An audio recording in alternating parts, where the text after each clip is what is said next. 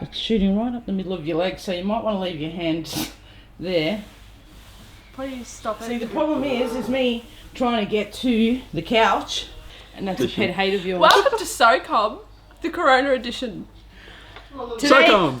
I thought we might just catch up. We're in today officially. What day are we calling this one? Well, I'm ahead of you. Yeah. So you're about 10 days in, I think. More than that. I'm maybe like 15 days in. Okay, It feels like that anyway. 15 days into quarantine. And Cohen we're on the same. We're about 6. I think we were last Friday. Yeah. So yeah, 7. Yeah. 7 days in. Yeah. So we thought we might just do a bit of an update on how everyone's coping with it. So I guess, Brooky, is there any positives of being self-isolating? No school. I'm coping without school. Yeah. That's all I've really got. What Everything about else is pretty shit. What about the freedom to eat ice cream? Because every time I see you, you've got a bowl and a spoon of something. I have a tub. A tub. Yeah, it's going not too bad, actually. Yeah. Tub a day keeps the doctor away. I think if I do go like that, that allows me to turn a little bit and be a bit... These are fucked. Is it better? And now, I don't know, I feel like we're like sardines. I still feel very uncomfortable. This doesn't help.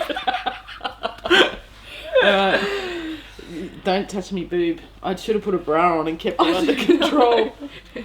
We have already had like a boob touch before, just quietly. Well, you punched me. No, it was a nipple grab. It was a nipple grab, yeah, I actually grabbed the nipple. Okay, Cohen, what about you? Any positives from being isolating and... Well, no more work. So, Yeah. I mean, we have no more school, no more work. I mean, I'm enjoying my free time. I'm looking into my modelling career at the moment. Yeah, how's No that going? suitors, no suitors so far, but I mean, It's early days. I've been walking around in my jocks and I've been getting good reviews from people at the moment. What so are those reviews specifically? What are they saying? nice junk. I think that's what's... Who said that? I think they were saying take the rubbish out. When they said take the rubbish out. I might have been standing next to the rubbish at that time. One of the things that I found interesting about Cohen for the first couple of days was they'd get up, shower, put his aftershave on, smell good, look good, and then go back to his room for 8 hours. What's changed about that now? I was going to say, and then today we did have a conversation where, what were your words to me? I should really have a shower. It's been a couple of days now. He's not, have you? Did you have one? Have a look. That could have been a risk. Did you have one? Yeah, I did. Okay. Yeah, there's been moments every day where I've been like absolute panic over what I'm going to do with the rest of my life. Like it's a quarter life crisis at the moment. Quarter life crisis. I think at first it was like, yeah, I'm going to absolutely enjoy this. And then it come to the point where ScoMo come out and said it's going to turn into like a 6-month sort of period. And it's like, wait, what? Wasn't really signing up for that. Yeah, so then there was an absolute panic over what the hell am I going to do in 6 months in quarantine. But yeah, I think we're going to get through it. Together, guys. Together. If you don't ever Did you- touch us, if you never touch it, Did ever. you even see the hesitation at doing that? I looked at Brooky instantly and I'm like, she's gonna fucking kill me. I'm still gonna do it. She's not gonna hurt me on camera. It's gonna be off camera. We've probably actually we were just talking about a funny story. Cohen and I probably don't have any boundaries left anymore, given that I've seen your penis and but we're not going to go there. And We just fucking went there. and secondly, because It was non-sexual. it was always non-sexual. I'm non-sexual, and so are you. I think you're a little bit non-sexual. You sure about that? I'll go like that again, but So she went You've awkward. made her nervous. no, well, I was just trying to show Cohen how you have to act and be full psycho sometimes, and you know about what look you put on your face and how you go at someone aggressively. And I decided to give him a first-person demonstration. So I came at him and he panicked, and instead of like pushing me away, he grabbed hold of both my nipples just to stop himself from falling. Pull himself up. I think we should put a bit of context in. She pushed me. I was about to hit the TV and I wanted to grab something to avoid doing that. All that was No, I thought Yeah. nipples. I mean, And it really hurt. Actually, that was that caught me off guard a little bit. a couple of hours later, Megan's like, "Are we going to talk about?" We have probably a pretty unique relationship in that we've had to work together and we've had to live together. The coronavirus has had an impact, and it did. We lost our jobs. They took our jobs. Yeah, I guess, like, what was it like? So you're a young graduate, you move interstate. Yeah, well, it was very shocking, especially considering how we were looking at it in the lead up to the end up announcement. We were looking at it a week beforehand, sort of going, oh, if this happens, we'll play all the scenarios. Even then, the last hour before it actually happened, we're like, okay, so you take leave the first week, and then all the other journos work. Well, I felt like you used it as a power play. Initially, you were kind of like, I'm going to negotiate this, and I'm going to negotiate that. Like, I'm not taking my annual leave under no circumstances. And it was like, I'm going to ask for a promotion, if anything, like a promotion, a pay rise. Which initially I was like, okay, he's not getting this, but let him go with that because it's making him feel better about it. But I think on the morning of the meeting, and we knew that. It wasn't good news. We were warned it wasn't going to be good news, but we didn't think... We're optimists, aren't we? And we're like, surely it's going to be good news. I mean, But anyway, as the clock was ticking down and we could hear some whispers around the office, I actually called Cohen into the tea room and I said to him, what did I say? Don't go being a martyr. Like, don't go put in a volunteering for anything. Listen to what they say before you do anything, because... No, and I said, don't make any statements about what you want, your terms and conditions. I said, I had that all written down, but I mean... Yeah. I said, you can ask questions only. So, but as it turned out, it was really bad news, and there was no options. There was no Q&A or anything afterwards. It was just you lost your job. And you cried. Yeah, I did. And there was girls and everything in the office, and I looked over, and I was like, he's fucking crying. Mum, were you surprised? I couldn't look at him after that. I was like, you fucking pussy. Nah, I wasn't. I was like, he's actually crying. He's fucking weak. And I was looking around at the other girls to see how they were coping, and they were fine. They were fine, yeah. I didn't cry until afterwards, so I went into the bathroom. Like, I went and locked myself into the bathroom. Oh, where was I? I was outside, I think. It was a really good friend. It was probably the moment that I, like, sort of got in contact with my parents and family and that. I was like, fuck, okay, this has actually happened. Then I come out, and I was fine. But as soon as someone tried to talk to me, that was when I started going again. It's anytime I have to start talking about something like that. Yeah. That's why I stayed away. I was like, I think I was out in the laneway for a while. Your exact words. So right after we learnt, you were going to go out with them, and you looked over to me and said, "Oh, do you want to come out?" Yeah. And I'm like, "Nah, I'm alright." And you could tell in my face that I was gonna. I thought I think I'll just leave him to live this. I'm alright. Yeah. I was like, and then I was like, I don't want him out there. He's gonna be such a fucking downer. If he's gonna be out there fucking crying around my friends. No, I know it was terrible, and it was a bit of a shock. But yeah, the journey has been interesting. And Cohen came down as a sports writer around about 2.5 years ago. Yeah, basically. And I was a news reporter. I was a news writer at the time when you came. And we worked with Gregor. Yeah, Let's say g'day to Gregor. Gregor's actually one of our fans, so g'day, mate. How we going? What are some of the best? We still laugh about a lot of the Gregor-isms. What are they? Oh, pull up a pew. Pull up a pew. That was a good one. We did a whole page of them, I think. Yeah, we did a whole board of them. Remember, because he used to have the yell over my head. Oi, Cohen! And you could see Cohen's face behind the computer go. And you'd hear him get torn, you arsehole.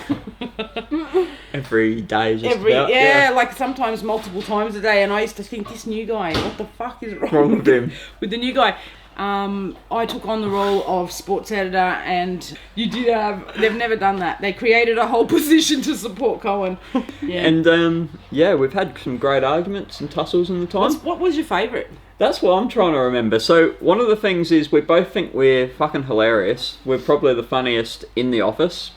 Yeah, we can never really remember any of the lines we end up saying. So a lot of mine are just one-liners, and a lot of other people don't understand them, and I often do that. Oh, Well, they're often his one-liners are often delivered at the most inappropriate time, and everyone will go quiet, and Cohen will deliver a one-liner, and I just can't even think of an example. Can you? I even remember there were points where I actually had to run them by Megan. So, like for example, our general manager Rob, probably not the best person to be trying to like bait up, but I'd regularly go and say a few things, and then I'd email to Megan. What do you think of this before I send it? And what did I always say? You do what you feel's best, but at the start you were like, why the fuck would you do that? And it was just like, do what you feel's best. But like, yeah, the boss would come flying through, and like he's in a bad mood, Yeah. and he would be like emailing, "Do you think you'll think this is funny?" And I used to go, "No," but in the end I was like, "You decide." You do you. We could talk about sort of moments at the Guardian, like for example, you'd never pick a fight with Megan beyond 2 o'clock every day. Tends to be a fight that she tries to pick, regardless of who. You can only do so many hours in a room with idiots. That's what I've learnt. And Peter will vouch for that as well. That generally I'm all right till 2 o'clock, and then I just can't suffer.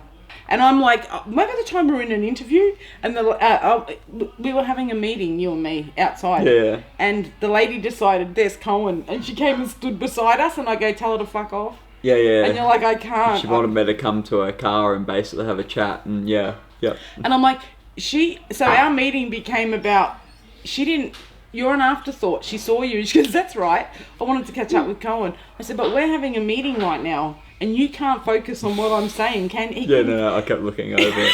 Look at it. Do you remember? And that brings up another thing. Early days when we first started, whenever you would talk to me, I'd always look behind your shoulder. Freak me out like a ghost. Oh yeah, when he's scared. Why would you do that? I'd be like, you need to do this, and then I'll be like, is something behind me? I've lost it too much for that story. I really have lost it. No, it's usually it was someone walking past or something, and I'd be like that instantly, like, and that actually reminds me as well. Like, I've found out I'm quite a nosy person. Remember when they changed the desks even more recently, last month or so? So I'm positioned so I can see both doors of entry points, and every time the door opens.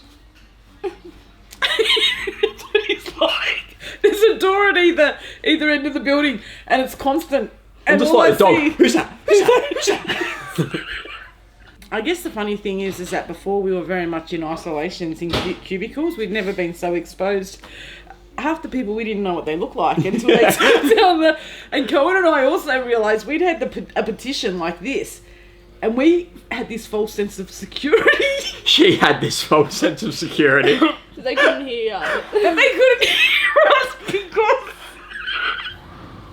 The amount of times while she was talking, I'd be looking like that way, and she wouldn't really notice. But I always think I'm whispering. Like, I'm always like, and this, whatever. and it'd be about them as well. Yeah, So be production's right across this wall, and it'd be like, what do you think they've done with this page? Like, Or we'd be talking about his private life, and I'd be just like, and these petitions were here, and when they came down, we realised how close to each other we actually were.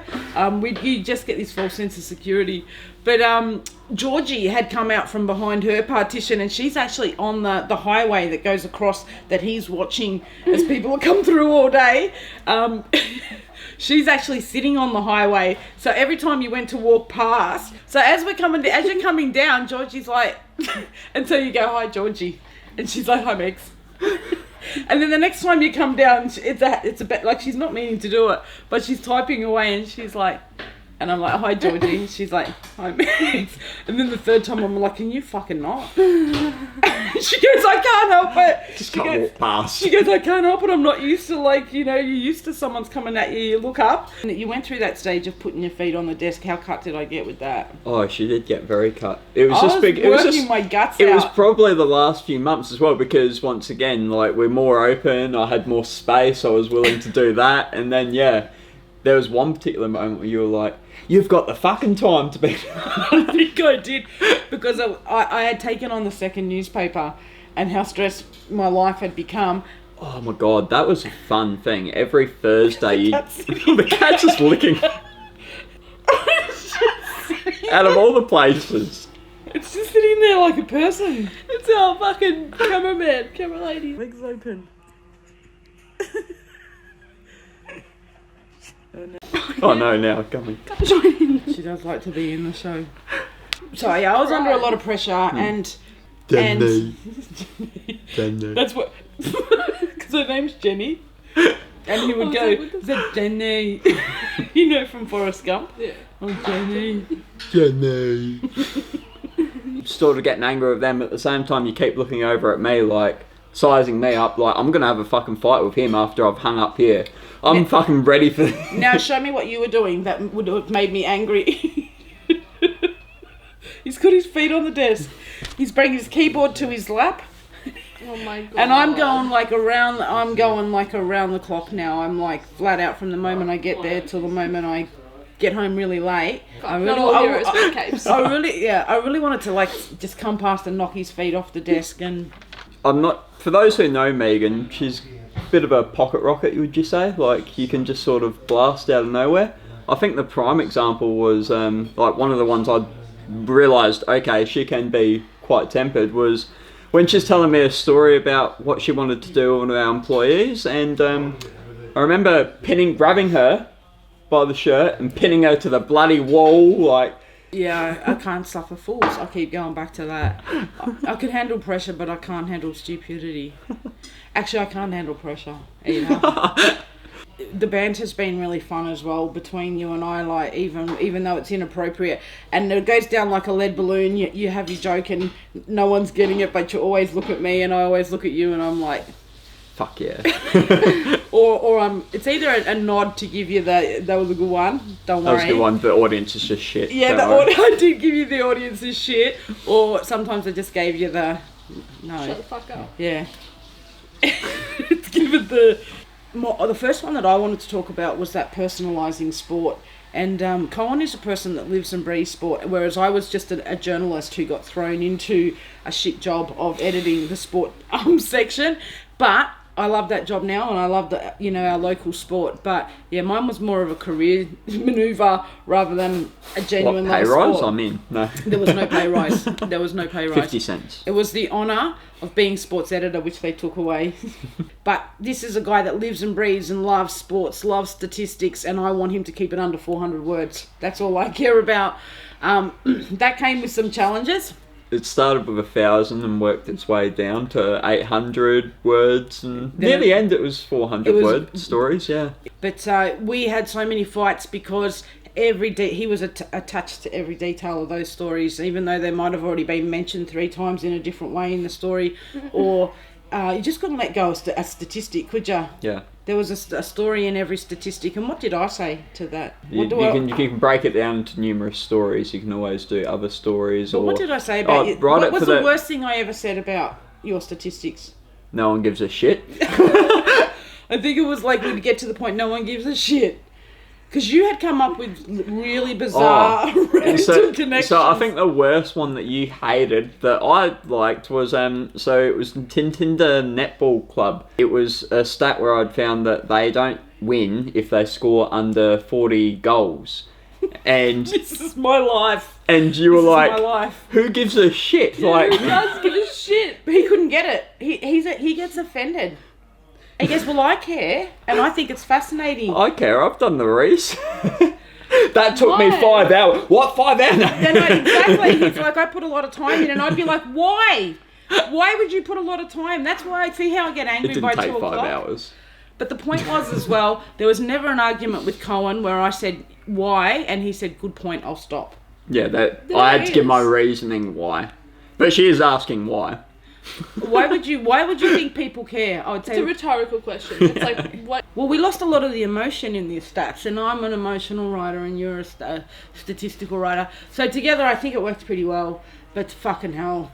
There was days where it went on all day. I know. I was here one of those days when you were working from home. It was about a story that was 650 words or something. See? And I was like, shut the fuck up. Like, Cohen, just make it shorter. No, but I need to put this in. No, you don't. You're like, just take it out. It was bad.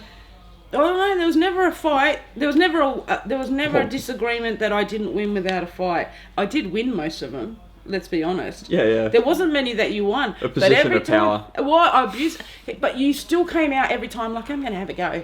Yeah. And you know what? I remember at times at work you coming out and going, can we have a chat? Because we'd had a big fight. Yeah. And you'd come and say, can we talk outside? And I think at times I said no. Because I was going to kill you. And, you know, things had got out of hand and I think I made you cry. I know you made me fucking... Yeah. So we've had a massive fight and we've literally tore the skin off one another and it's horrific. But when he comes out and he wants to have a talk, it's to say, I just really think... And it's to have another fucking go at getting it in. He just does poking the bear, really. Yeah, I don't know if he does it on purpose. He just wants to explain one more time why it he needed... was right and why it needed... I don't mind though, you know, like I don't mind a bit of banter. But yeah... I don't know, you're young, I'm old now, and it's like sometimes... So we did have one recently where we did hurt your feelings because you felt like you weren't heard.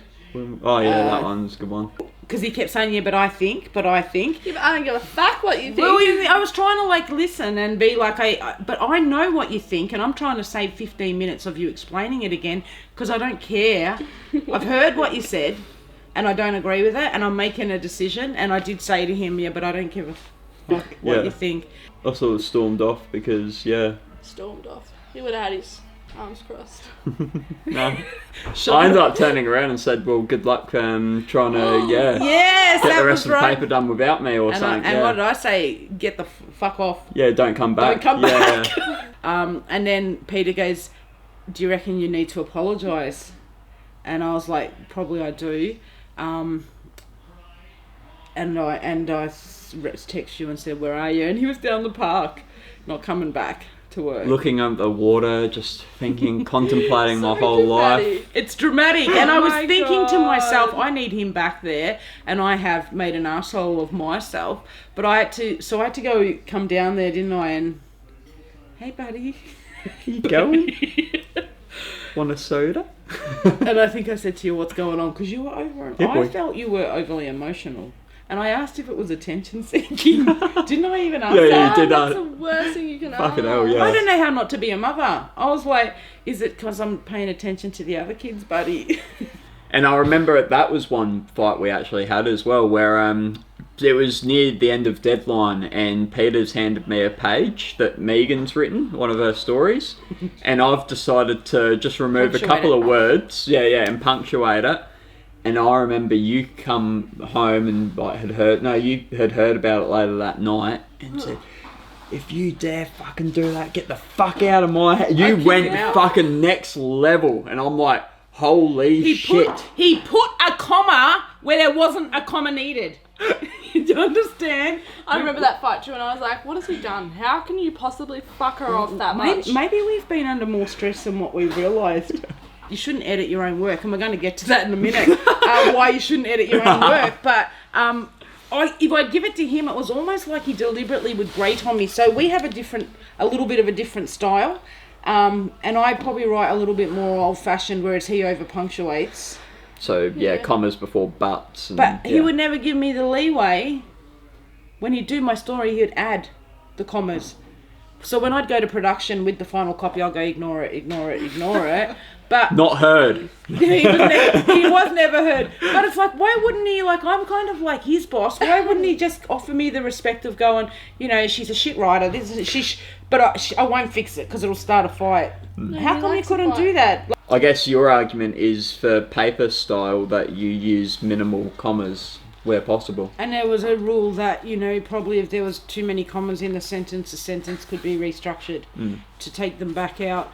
It was just always interesting because I always just thought during our fights, what the fuck's everyone else thinking during them? Because they're fucking like ridiculous sometimes what they were like. I think even the last story I wrote about the coronavirus and sport.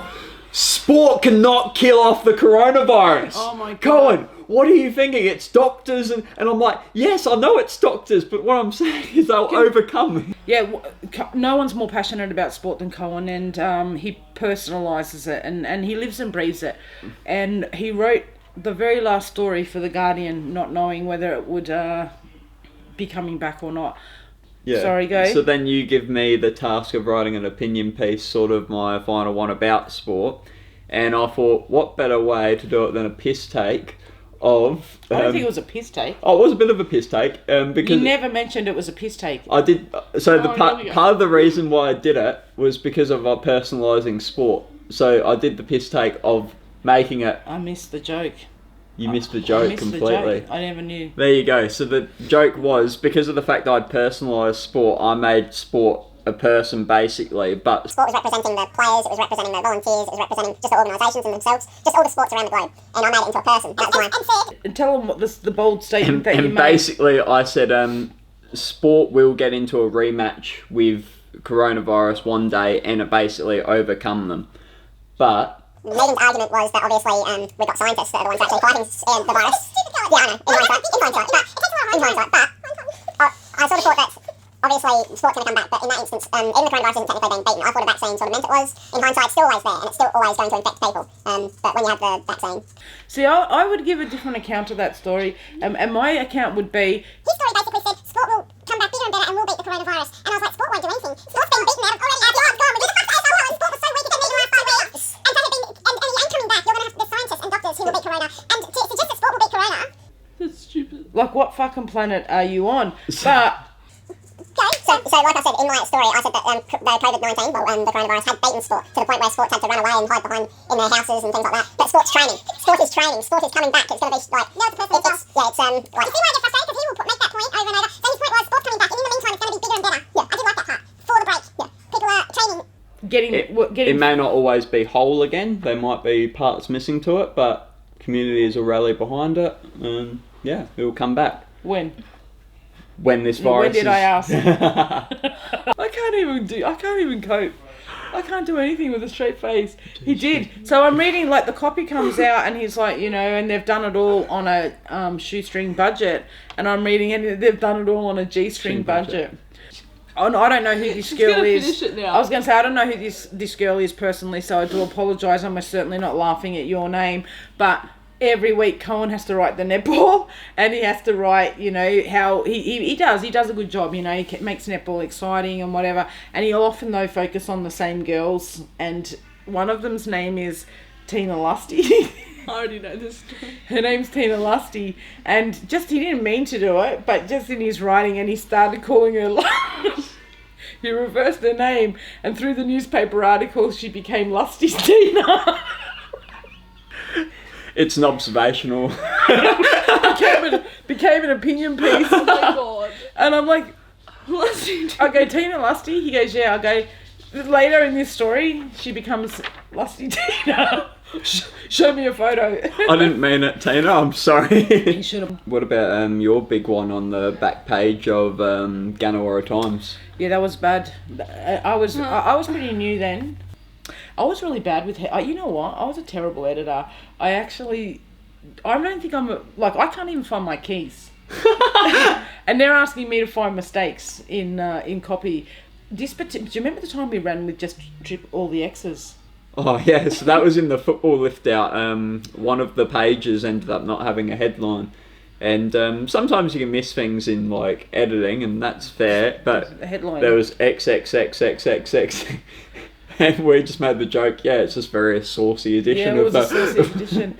But one of them was Hockey Heroes, and it was on the back page of the paper, so it was in nice big letters because a nice short headline, big.